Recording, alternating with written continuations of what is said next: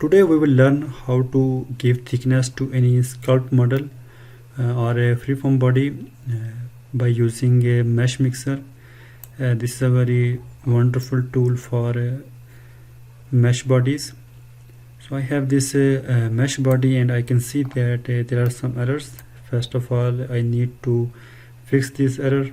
For that I will go to analysis and then inspect. I can see that there are some small errors or small open faces in this. If I click on auto repair, yes, now I can see that this model is fixed.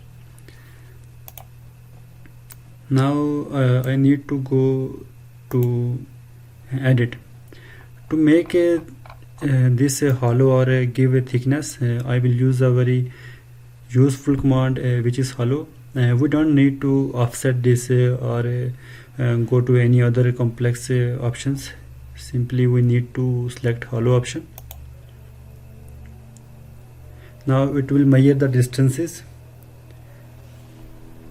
and these are over faces.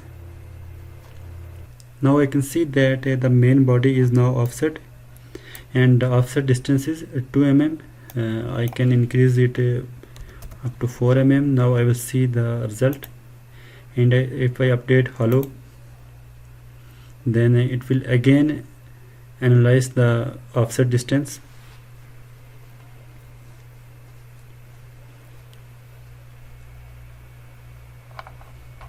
Yes, now we can clearly see the difference. Now the offset distance is almost 4 mm.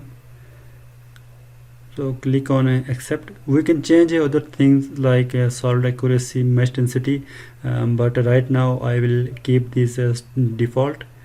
So click on accept. Now I will select a plane cut to see the thickness of the model. If I rotate this like this and accept, here we can see the thickness of the model. Now in this way we can save our filament and our time to print this model in 3D. I hope this video will help you to give thickness to any mesh body using mesh mixer, and I think mesh mixer is the best tool for this work. Thank you.